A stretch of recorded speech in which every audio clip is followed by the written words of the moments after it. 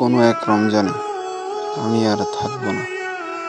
সেই দিনও রহমতের বাতাস বয়ে থাক পুরো পৃথিবীতে।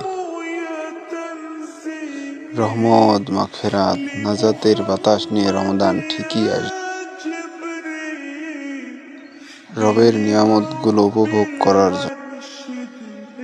এই অবাধ্য নফস সেদিন উপস্থিত থাকবে না। এটাই হয়তো ক্ষমা লাভের শেষ সুযোগ প্রাপ্তি অর্জনের। কিভাবে যেন অবহেলা উদাসীনতায় কেটে যাচ্ছে জীবনের দিনগুলো। দিন শেষে আফসোস, বারবার কয়েক দীর্ঘ নিঃশ্বাস, অতঃপর আবার পাপের পথে ফেরা। গত বছর যারা ছিল আমাদের সাথে ছিলেন সেহরি বা ইফতারে, জীবনের পড়তে পড়তে আজ অনেকেই নির্জন কবরবাসী। হতে পারে এটাই আমাদের জীবনের শেষ রমাদান।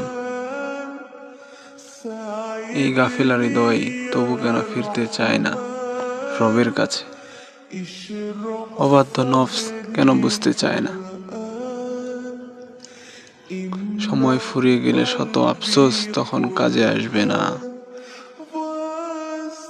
ইয়া রব, এই গাফেলা হৃদয়কে হেদায়েতের জন্য কবুল করো।